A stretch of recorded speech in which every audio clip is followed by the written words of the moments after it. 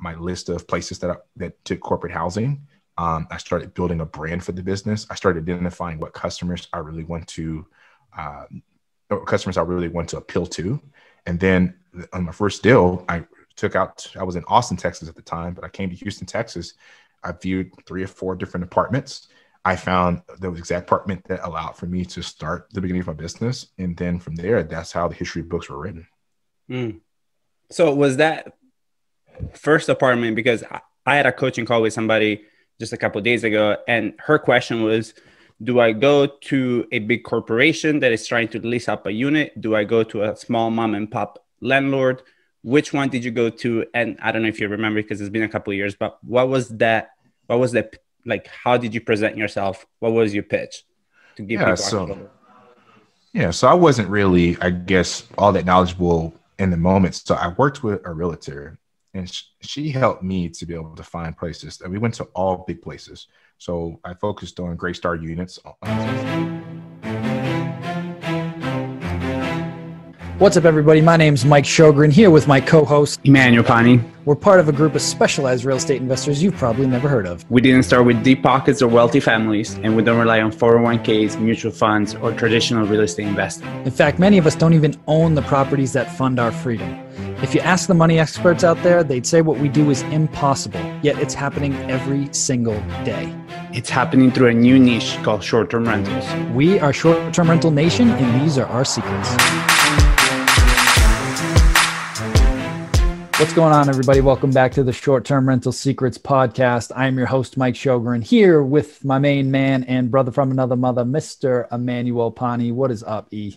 My brother, good morning, good morning, good morning. It is January 6th or 7th, and I feel this year has already had 100 days.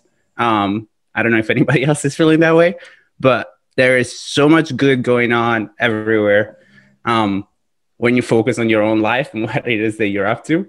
I'm seeing a lot of people from our community reaching out to me, really hungry. Like, I feel like people, I don't know, 2020, I think 2020 is kind of really shaking up some things for some people. And people are really eager to take action and do things in a big way, which is great. And as you know, we're very huge believers in the average of the 5 people you hang out with. So just to see everybody around me just being on fire gets me excited, gets me going. How are you, man? I'm good, man. I'm good. We're, moving forward, finishing up the books for 2020, just reviewing everything, coming up with a game plan for that 22 unit hotel that we're launching in March. Yeah. And just been going all out on Clubhouse, which is where we met our rock star guest today, which I'm pumped to bring on in just a minute here. If you guys are not on Clubhouse, I would highly recommend it. It is addicting. I'm not going to lie, but the conversations that you get into are just phenomenal. It's like literally being in a boardroom and just listening to, some really high level people talk shop and strategy and tactics, and everybody's just so giving freely of all their information and their secrets. It's been incredible. And I know we're hosting rooms almost daily at this point in there, just trying to, give people tips and tricks and strategies for launching, automating, and scaling a short-term rental business. So it's been a blast. But anyway, without further ado, I want to introduce our guest today, Brian Fontenot, who is a short-term rental connoisseur. He has a portfolio of over 20 units in the Houston area that he has built up using the rental arbitrage model, which we have touched on in this podcast. Brian and I connected on Clubhouse, got into a bunch of rooms and on some panels together, and he was sharing so many good nuggets. I was like, man, we got to get Brian on the show. And without further ado, Brian, welcome, man. We're so pumped to have you. And thank you so much for having me. It's been a pleasure getting to know you, sharing the panels with you, just learning from the others in the short-term rental space. 2020 was a year that was definitely trying our business, and we had to make a lot of pivots and changes. But ultimately, everybody that's come out has come out stronger. So it's just been great to see a lot of, interaction with the short-term rental community and seeing how people are really succeeding and finding success. So I'm looking forward to 2021 being great for everybody, but sharing the gems that you need to get started into getting your short-term rental business off the ground, and anything that I can help that, will help you to be able to be a better host. Yeah, definitely. Why don't you just give us kind of that 2-minute drill on how you got started in this business? Like, what were you up to before and kind of what led you down this path? Wow. So it was a crazy time for my own life. I made the transition from a 9-to-5 job into entrepreneurship through short-term rentals. So I ended up leaving my job, which I didn't exactly have a plan exactly what I wanted to do, and ultimately gave away all of my 401k in some form of scholarships to students, and then ended up turning to short-term rentals as a way for me to be able to create my income. Fast forward 2 years later, I learned a lot of lessons, but most importantly, I had a lot of mentors along the way. And if it hadn't been for my friend who let me crash to this place for about a week right after I had quit my job, I probably wouldn't have been in short-term rentals. Wow. Yeah, that's awesome. So what happened there? Like, what made you be like, okay, this is the moment? Because I think, going back to what I was saying at the opening of the episode, I think that's where a lot of people are, right? Especially in this first quarter of the year, is the people being like, okay, this is what my goal is by the end of the year. And they just need to maybe hear from you, like, what made you take that leap of like, okay, I don't know what I'm doing, but I can't do what I'm doing any longer. How do I? Whew, man, that's a good question. So ultimately for me, it came down to my desire that entrepreneurship was something I always had envisioned for myself. I set a goal that by 2020, I wanted to be out of the corporate America. I loved my job. I loved where I worked. But, I just aspired for a different challenge. And so what ended up happening for me was that I just decided ultimately to make that leap because I wanted to keep my goals and keep my honesty to myself. Now, I didn't exactly have the plan in mind, but I knew that there was an opportunity out there, and I was just urging for more. I guess they say, change happens when change happens for you when you're tired of what it's like when you feel consistent. And I was just burning for an opportunity. I had found success really quickly in my 9-to-5, but there wasn't exactly too much opportunity for advancement. And I knew that there was more out there that I could go out there and work to achieve. So because of that, as I always joke, the man upstairs knows that I'm stubborn. So he had to find a way to get me to move. And there were the right number of factors that said, all right, you know what, Brian, take the leap. There's nothing holding you back. And I did it, and it was the best decision I've ever made. I love what he said there, what you said there, when you went like, I had to be honest with myself, right? I had to keep the honesty with myself. Because I think that it's such a huge way of like approaching life. Because if you're able to, extreme ownership, it's a book that Mike and I both, I think, read a couple of times. That's all life is that willingness of like, okay, I owe it to me to do it and just jump. I love that. A lot of things in life, one of the things I told myself is that I would stop being a victim to my own life. And what that means is that if I want change out of it, I have to go make change. I don't expect for anybody to give it to me, because I think a lot of times we can get complacent to the way that things are and say things can't change. But when we take the courage that we need and we go out there and we try to make things happen, that's when we'll start seeing the fruits of our labor and ultimately get to those things that we desire. So for you, what did that first deal look like for you? Because there's so many people that are, quote unquote, trying to get in the game. How did you get into that first deal?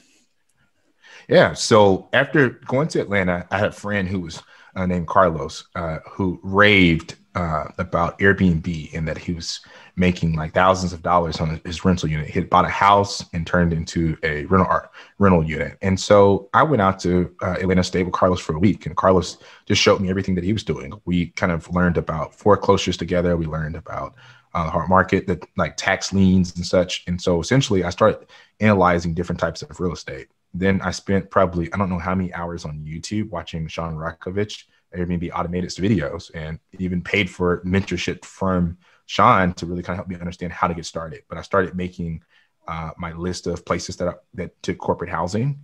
I started building a brand for the business. I started identifying what customers I really want to appeal to.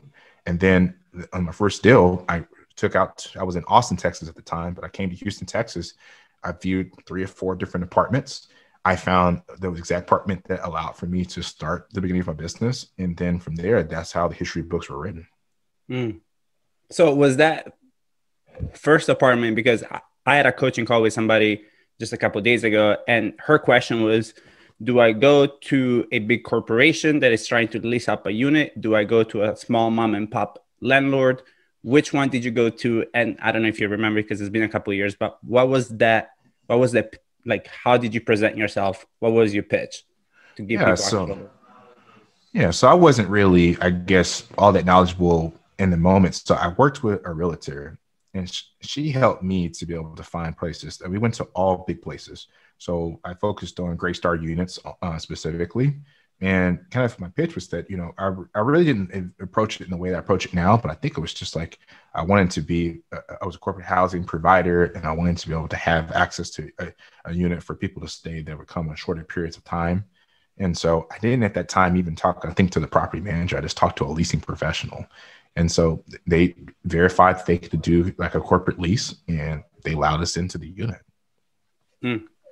And then are you building, so all of your stuff now is all in Houston. Are you all concentrated in one specific neighborhood? Are you all concentrated in one specific building that you've built a relationship with? Or what does that look like for you? Now we really focus on building relationships with properties. And so because we want to be a good tenant, right? We're there, and our ultimate goal is that we hope that we can market for them, bring new business for them, offer our units as guest suites. So different things that add a value add to these properties. And so in the properties that we're in now, we have buildings that really want us to be there, and we serve a benefit for them. And we also focus on places that have low occupancy so that we can really add a value add. We've even offered our units to be a place where if they have somebody that's on the line of actually signing a long-term lease, then I recommend for them to even allow the people to stay in our units just so they can get a one-night experience of what it's like on the property. And so, like I said, we focus on really adding a value add. That's some gems right there, because I think a lot of people have this fear, this limiting belief, like why would an apartment community rent to me when they could just rent to somebody else, right? And to your point, it just comes down to what benefit am I bringing, right? So you talked about, you threw that one in there that I really liked at the end about, you can almost leverage that like an overnight model unit. Like somebody could stay in that unit overnight instead of just showing them a model unit.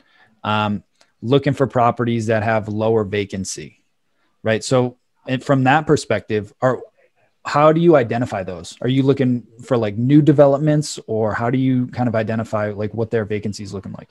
So I kind of try to work at a high level, working with the property management. I start with a realtor that kind of just helps me to find the information that I need to know about those properties and which ones might have occupancy needs. And then, then from there, I try to have a conversation with the management and even also area managers, just seeing where they have needs, right? Because they recognize the business, they see the portfolio. And so just, trying to build the relationships to know where they have needs, and then seeing if that's something that can be a profitable business for us, and then making it a win-win situation. Yep. I know one thing we've talked quite a bit about on Clubhouse is signing the lease in your personal name versus a corporate lease. You want to talk about that real quick on just making sure people get started the right way? Yeah. So what I recommend definitely is that you don't go the route of signing it in a personal name. Essentially, a lot of people think this business is subletting, and you're not exactly subletting, because you're not assigning tenant rights to people so that people can be able to stay like as an actual tenant. You're giving them a short-term occupancy permit to be able to use your unit. But in order for you to do that, you need that to be in a business name, because a business entity cannot be physically inside of a place, whereas a person can be. And so that's what allows for us to be able to make sure that we can have the offering of a short-term occupancy to be in the spaces that we're at. And so also it's just, I know people have been trying to do this like on their personal and don't tell what they're doing, but you want to make sure that it's a relationship, right? We don't want to do anything under the radar with any of these buildings. We want to be honest about our business intent, but we also want to make it in a structured way. So there's other kind of procedures that are the tenants that stay with, the guests that stay with us, not tenants, that come to our units have to go through so that we're abiding by the rules of the community. Like, for instance, we do background checks on every person that checks in.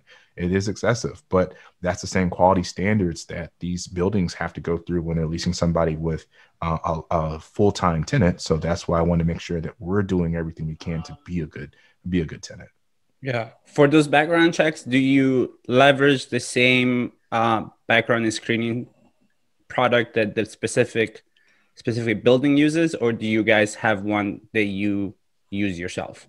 Yeah, so we use specifically AutoHost, and we love it. It's one of the best tools that we possibly could have found, because people when they go through the portal, they have to show things like an ID. It does the background check, it does sex offender checks, vacation backlist, and so much more. And so what ends up happening for us is that we're able to see a full profile of the person. And this report is also can be shared with the property management, and the property management knows when things are cleared or not. So they have their own portal to know. And it also helps, like, for instance, if there is a case in which somebody receives a package or they need, they have a lockout and they go to the leasing office. We try to deter anything from the leasing office perspective, but it's one way that we're able to really kind of share information and give peace of mind to the property management, which we've had cases in which, property management, it may have had a question from people about our units, and they can confidently say, well, we know this partner of ours uses background checks. They're going to use the same quality. And we've actively told people when we've denied people that wouldn't stay, because we wanted to make sure that we're doing right by the communities that we're in. So do you have to inform, and I'm very curious about this because I, like 10 years of doing this, I've never leased out from a major corporation. And on the coaching call that I had, a lot of these questions were coming up. So I'm trying to remember everything that I was asked. But do you have then to inform the building every time? So do you share the lead, like, hey, we have this reservation coming in, this is their pre-approval? How do you organize keys? Like, does the building have a key fob to get in? How do you guys get around those type of nitty-gritty kind of things? Yeah, I mean, all of our communities that we're in either have a call box, and if they don't have a call box, then we have a lock box that sits on the outside. When it comes into actually in the units, we use a smart lock on all of our buildings. So people have an app to use to unlock the door, or they have a code if we have a front-facing keypad. Some properties don't allow us to do that. But ultimately, we're not having to send a background check for every single person, right? But we have a portal that allows them to access those things, so they know when a guest has been cleared to stay and when a guest hasn't been cleared. We have only a handful of times that they even ask for the extra reports, and we gladly send the reports, within 12 hours. It doesn't take that long to generate. So that's usually been our kind of process flow that we've seen from the buildings that we work in. Awesome. And since you kind of talked about AutoHost, do you want to kind of share with us? I know you have quite a few people on your team, but when it comes to technology, what else do you guys use? You use AutoHost. I know we spoke online. You have Guesty as well. What other systems you guys have right now? Yeah, so we use Guesty, we use AutoHost, we use Haymarket for SMS messaging. We also use Zendesk for other communication. I'm trying to think of what else that we use. Slack for our own internal team communication. We use properly for like our cleaning, like management, but now we've switched only to using the Slack. And then I think that's pretty much the main systems that we use that connect everything. We also use a channel manager to connect the properties to different properties. So like we're able to be on Expedia and HomeAway and other stuff, but we're also on corporate housing portals for like corporations, travel nurse portals, and other things that connect to corporate portals. So our property management software is Guesty, but we use a channel manager called SiteMinder to be able to connect to more channels. That's called SiteMinder. Is that what you said? SiteMinder. That's interesting. I'm going to pick your brain about that offline because Guesty's been pushing me to get on that too. No, it's been a great switch for us that we're using for our channel management. So it's helped us to be able to tap into portals that we couldn't have ever tapped in before. So definitely a big plug to the SiteMinder team. Yeah. And then what does your actual team looks like? Do you keep cleaning in-house? What does that look like? Yeah, so everything's kind of done. Everything in our team is done in-house. So we have in-house cleaning team, and then I also have what we consider our property manager. our kind of ace in the hole, Mr. Fix-It guy, great with customers, help out for lockouts or any kind of thing, always ready on the dimes. Like, it's really our savior, I think, for our clients. And then we also have two different teams, a communication team that handles 24/7 communication via phone, SMS, email, and also through channels, and utilizing like our property software or SMS messaging or such. And then we also have a back office administration team that helps with kind of the technicals behind everything and oversees operations. Got it. So are all those people you paid them all on a flat, or does some of them have incentives based on the performance or a percentage of what your bookings are? Everything is paid on a flat. So these are all paid employees. Got you. So I'm assuming the communication, the back office, are those all virtual, or do you have local people handling that too? So everything is virtual. We also, I forgot to mention, we have another team that handles pricing. So a price management team. And so everything is virtual. I mean, everybody's, in different parts of the world. So we got some people in the States, some people out of the States, and we all communicate through Slack. And our communication, I mean, I probably will receive about 10, 20, 30 notifications through Slack during the time that we're on here on this podcast. But communication flows at all hours of the day. And we have a real cohesive unit. And we make sure that, have, touch bases. We have management meetings once a month, and we have, weekly calls to be able to kind of corral the team. I use this opportunity also to share all of our wins, share, the reviews and how people rave about staying in our properties, so. I love that. Really building a team and a culture. Yes. We were talking about that last night, right? Where it's like, it kind of grows in phases, right? Like as you continue to grow and scale your business, like first you're just trying to get your head wrapped around, how do I do all of these things? How do I tie in all this technology? How do I automate it? All the facets of the operation. And then as you start to scale up, call it 5, 6, 10 units, whatever it is. And it's like, okay, who else can I get on my team now that I'm generating revenue to start supporting all that to elevate myself out of the business? So like, if you look back at kind of like your timeline, at what point did you realize, okay, I'm going to start bringing on other team members? I think most people initially, they'll find the cleaner and then they'll leverage some technology. But for you, what did that kind of journey look like for you to evolve into having like a good sized team that's running this thing for you? I mean, I think when we got to about 4 or 5 units, we were already using Guestie's communication services. And so that helped bridge the gap initially to give 24/7 support. But I remember in the early days, I was having to run when people had lockouts. I was getting phone calls at 2:00 in the morning. And I remember saying, this is not a quality of life.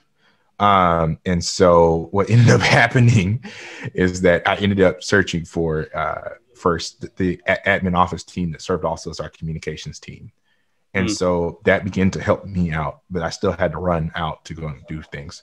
And probably we had that time, but somewhere between like 5 to 7 units. And it still was pieces of quality, but it was just issues that people had maybe like with a lockbox or certain.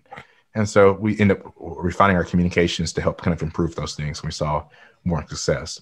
So then I began to kind of manage that team, teach them everything I could know about running the first 5 to 7 units so that we could be able to expand the units that we had. That turned into then going out and expanding that team so that it was one person that grew to about 3 or 4 over time as we expanded to like 10 to 15 units. And when we got to, by the time we got to 20, that's when I was like, all right, got to hire a property manager. And so we hired the property manager. Then over the course of COVID and everything that was kind of happening, that's when we started to look at, bringing in-house the communications aspect. And so in the last 2 months, we hired an amazing communications team. And so that's when we really expanded our headcount. Also during COVID, we hired a new price team. We were using Wheelhouse for our pricing, but we found that the data for us personally just hadn't been updated due to all the coronavirus. So we were probably losing money on the table. And after hiring that pricing team to do in-house and give it like attention every day, rather than just using just software alone, we saw a 20 to 30% increase in revenues. So it paid off more than we could imagine. What does the price team? So is that a price team of VAs that you've trained in-house, or is that through a different company that offers the pricing team? It's a different company called Price Clearo, and they offer management services of pricing. And so they will analyze the trends within the market. They'll analyze events that are going on, and then help you to try to maximize pricing. So they treat it with a manual approach, whereas before we were just using Wheelhouse on recommended aggressive or base pricing. And what we found is that like there were still, for instance, on Wheelhouse's calendar, all these events that had been canceled just due to lockdowns and everything imposed from COVID-19 restrictions. So the accuracy of what we found from Wheelhouse pricing wasn't enough accurate for our community. And thus we were seeing like very like low pricing where people were booking, and we're getting to 100% bookings, but we weren't maximizing the most of our revenue. And so now that team they're specialists that do this for many different clients, but have done a rock star job for us. That's awesome. What was the name of that one again, Brian? Sure. Priceclaro, PRICECLARO. Oh my God, I spelled it right. That's amazing. So Brian, what does your day-to-day look like? Like as the head of this business, are you just a rainmaker right now, or you just chill? What's the story now? Honestly, a lot of it is the team managing on the day-to-day. I've actually really stepped away from day-to-day. I get maybe pinged to ask the question in Slack on a day-to-day, but for the most part, I get notifications. I look at them because I care about the guests, right? I care about anything that we can do. But I trust the team so much that they don't have to butt in. They know they make the best choices. So my focus is that we really focus on, we have a done for you Airbnb program in which we have an investment amount that people can invest with us. We'll go out and acquire the properties. We'll use our branding, use our relationships to acquire more. And trust me, we've had buildings ask us to take on more units. So we could definitely use investors into the units. And that's what, focuses my time, but being able to really get investors into those programs so we continue to expand the units that we have, while the team manages all the day-to-day operations. And if it gets to me, and if any situation gets to me, it must be a big situation. Mm-hmm. So the teams kind of have the autonomy to do and make choices that are in the best interest for the clients that we serve and also the business as a whole. I trust them with my life because they're just awesome. They're an awesome team. I don't know what I would do without them. And so my day-to-day is very sporadic, maybe wake up at 11, start the day, maybe check a message. Maybe I might stay up because I'm learning something and I just happen to chat with them at 12 o'clock in the morning, cracking in jokes. And I try to share all the reviews that I possibly can to let people know their hard work does not go unnoticed and that people appreciate everything they do to create great experiences. Yeah, that's huge. So I love that you brought up the investor conversation, right? And I think a lot of the times, once you go from 4 or 5 units to that 20, you're gonna have to find some kind of investors, right? Unless you want to really grow it organically. So where have we been able to find them? 1 and 2, how do you organize it, right? So if we have a listener here that maybe has 4 or 5 units, they're like, I would love to find an investor. What do you offer them? Like, what is your offer? Yeah, so we follow the arbitrage model. And so our thing is to go out to find apartment complexes that have units that would be available. For us, we assume all legal liability. So we go out and sign the contracts in our company's name. We're responsible for those units. That takes the liability off the investors that we work with. And also, we do the property management function. Now, what they're providing is to an investment capital for us to go out and get to the furniture and expenses that we need to decorate the units to follow a scheme that's guided by our interior design team, which is contracted out, so that we can be able to put more units together.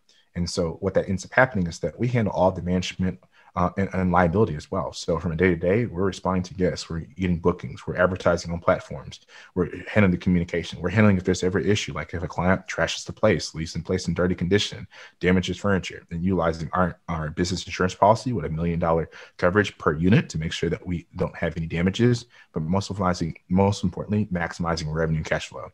So what does that mean for the investors in the program? It means that they will receive a passive income check, meaning that they're invested within the Airbnb business, but they're not hands-on on anything that has to be done on a day-to-day basis. There's a portal in which they can see all the revenue and bookings, and we provide reports on a monthly basis so that they can be able to see, how is their unit performing. We focus on optimizations to maximize the revenue that they can get, and especially being able to maximize occupancy, but also focusing with a heavy dose on revenue. Yeah. And what's your split there? Split is 80-20 at the moment. So 80% of all revenue goes to the client and 20% goes to us. Yeah, awesome. 80% of profits, not revenue. Yeah, 80% of the profits go to the client, 20% goes to us. But so that's something that we're also going to be lowering this year. So it'll actually drop to a 85-15 split. Got it. So it's almost like a co-hosting in a sense, because you kind of give the 80-20 kind of split, but through the arbitrage model, which is very interesting.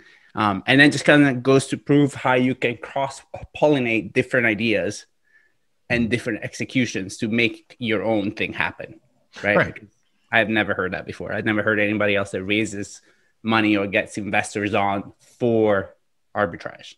Yeah. So it definitely allows for them to be able to reach, being a part of the arbitrage and Airbnb and this whole community without having to put, the most amount of capital and liability ahead. And also we have, a large portfolio. So that helps them to be on other channels rather than just Airbnb or just starting out or having to respond to those 2 a.m. phone calls, like I mentioned, or having to have issues and trying to prevent impositional parties or trying to screen tenants, because ultimately a lot of these places that apartments are at, they don't want a part-time host. They want a full committed and dedicated business.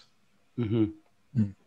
Yeah, I love that. And for the folks that are listening that, you love the idea of the short-term rentals, but you don't necessarily want to get in the game yourself. It's like you could partner with somebody like Brian, and it's like you fund it, he runs it, right? Just like he said, it's like a co-hosting model. So if you can't afford to buy a property, but you've got a little bit of cash and you just want to be passive, cool, you can partner up with Brian. I love that. I mean, especially, people can keep their 9-to-5 jobs, and this can help them to build nest eggs, plan for the future. And there's other things for them to be able to, really build a passive residual income that will happen regardless of if anything happens to their jobs. And I think, if anything, what showed to us from the coronavirus pandemic is that you need some assets working in your favor. Real estate is definitely one that's going to be important. And so this is a way for you to get in with a low cost, like you mentioned. Like if you can't go out, you don't have the exact funds, or maybe the credit not exactly right to be able to purchase a property, but you do have some capital available or access to capital from some ways, we would love to partner with you and help make your dreams alive in 2021. I love that. And speaking of COVID, what were some lessons for you, or I guess, how did you guys pivot? Right. I know we've been talking offline about this quite a bit. And at the end of the day, yes, we're investors, but at the end of the day, we're entrepreneurs, right? So we've got to get scrappy. We got to get creative. You got to learn how to problem solve and pivot when you need to. And I know you've been using that word pivot a lot, and I love that. And I want you to just touch on that, on some of the lessons you learned, how you guys did pivot to continue generating revenue, over the last, whatever it was, especially in the heat of it, call it from like March till May of 2020. Right. So we knew who we served. That was the first part that was very important. We had to know exactly what person we served. And we knew that we served mostly business clientele. And so our focus was to make sure that the business clientele could stay with us. Now, what happened is that I think for a lot of people that were in the Airbnb arena is that they really catered towards leisure travel. And that was what a lot of people think the platform was built on. But we knew we wanted those long-term bookings. We wanted traveling nurses. We wanted people that were working IT to be able to travel with us. And so when COVID hit, we saw so many cancellations because a lot of it was tied to leisure travel. And so our pivot was to understand businesses still had people that need to move, especially we're close to the medical center in Houston, Texas, one of the largest medical centers in the world. People travel from all around the world just to be able to see, the doctors. And so that means that we also get traveling nurses. We also get doctors that come. So we just really started appealing to those people who had business needs and finding ways to be able to advertise. We really want those long-term stays. And so in the heat of COVID, we received, I think, 54 cancellations. One of the things that we also implemented within the first 12 hours was being able to generate vouchers, travel stay vouchers. So people would keep their existing reservations with us, but they would be able to use those vouchers at any time within the next 12 months, because we knew people didn't know exactly what's going to happen. There were a lot of shutdowns. And so because we did that, what that allowed for us to do is be able to retain, I think, 45 or 44 of those bookings. So we only lost about 10. Then what we ended up doing was focusing towards short-term, long-term. I would say long-term, many things greater than like a month, but that's not really long-term. And so what that turned into is within a month's time, over 75% of our inventory was booked for the next 5 months. Now the 60% of our inventory was booked for the next three. Wasn't booked for the next I'm sorry, 70% of our inventory was booked for 5 months. 60% was booked. 70% was booked for 3 months. 60% was booked for longer. So it ended up happening that we would just start seeing most of our portfolio was booked for longer periods of times, and then people started extending as well too. Then we started appealing towards people who were traveling and wanted to get away from the places that they lived in. So what I mean by that is that we saw a large concentration of people coming from New York and California because they were on shutdown. They had nowhere to go. And so they wanted to also save on rent. So a lot of people were leaving the places that they knew and came to Texas because Texas has a lower cost of living. We had a person who signed with us for an entire 12 months. So I don't think he leaves until June of 2021. Honestly, we'd be welcome to have him for even longer because he's been a great person with us. So it's really just appealing towards what was the change in the behaviors of the people that we wanted to serve. And as we focused on that, that allowed for us to really, I would say, survive and maintain during this pandemic. I love those hybrid guests. I've had those hybrid guests, right? That's a lot of my business has always been those hybrid kind of guests that do medium to long term is what I would say. And they're great because they pay a premium, but they also then realize that they're somewhat long-term guests, right? So they don't kind of bother you as much, especially if you find the right people. So they'll start buying their own things, right? They'll start buying their own light bulbs and they'll start doing their own things. And a lot of the times they love it because they feel more taken care of by you, but at the same time, they give you a lot less headache. And I mean, that's great because you don't have to worry about that property until June 2021 and maybe longer. Right. The people enjoyed staying with us, and it was actually cheaper than his rent in New York, which I still find hard to believe, but I'm a Texas boy. So it's always going to be a stretch for me. So, it's just providing value. And these are the type of people that we want to serve, right?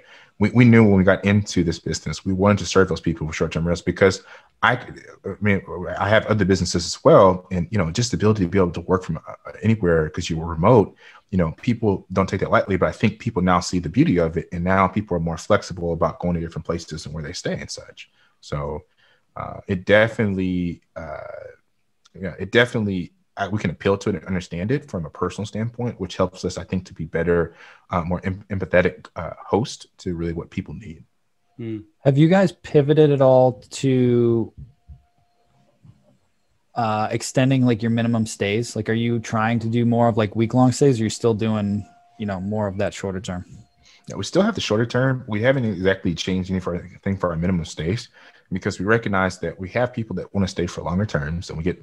I think yesterday we had to work with 3 extensions and one person who came back for another 4 months, who had been a past guest. So we get those requests, but to fill in the gaps, we focus on the short-term stays. So we've kept it. And specifically one of our properties that we're at, they specifically asked us to say, hey, we just need somebody to come in here, this corporate housing provider that's going to actually have availability. So they've, mentioned to us that we serve a need for them, and that's something that we want to continue to be a good partner on. So that's why we haven't made any changes specifically to our minimum stays. Yeah, I think it gives you more flexibility for sure. So Mark's got a question in the Facebook group. He says, what are your thoughts on handling properties in another country? I don't think you have that, but I'll be interested to hear your 2 cents. We're looking at a condo resort style Airbnb that we would like to invest in. We plan to get a co-host to run it while we're gone. What is a good percentage to offer the co-host? I think it's going to depend where you're at, Mark. Anywhere from 20 to 30% is pretty standard, at least here in the US. I don't know what it looks like abroad. I don't know if you've done anything international, but I know you're friends with Los and he's got some stuff, right? International. So I don't know what that looks like, but. Yeah, no, we don't have anything international yet. It's something that we've kind of looked at and just waiting for kind of more stability within the world and definitely in economies. But I would assume, checking those local rates and seeing, because like you mentioned, the U.S. is anywhere from 20, 30% for co-hosting. And there's also just getting a person that you can trust, a person that's going to keep up the property and do things by a standard that you would deem possible. So that's one of the things that you just kind of have to kind of manage. Yeah, for sure. For sure. But as one of my mentors always say, if you try to pay peanuts, you're going to get monkeys, right? So also be very mindful of that even if you're in a different country, don't try to get the cheapest thing, especially because one, you're going to be far away. So just be mindful of that. So I love that you brought up, because that was my next question, Brian, was what's next for you guys? Like, what do you see? Where do you see your vision going? Are you looking to, as you're more established, transition more into co-hosting model? You're going to stay with Arbitrage? Are you looking to actually buy stuff yourself? What is the goal? What is the vision? Yeah, we want to expand in Arbitrage, but we're definitely going to get into purchases. I mean, we're planning for later year we can make acquisitions and maybe hotels or even apartment building of our own. So we wanted to be able to expand a portfolio, offer short-term rentals, offer long-term rentals, and offer hotels, and be able to have a broad portfolio of properties. So we're going to be looking at different ways that we can expand the business and raising the capital necessary so that we can find success with that. And ultimately, this is a business. I think when I was 17 years old, there were three things that I knew I wanted to do probably for the rest of my life. One was going to be in real estate. Two was going to be in consulting and like IT and technology, which I ran a company that does that.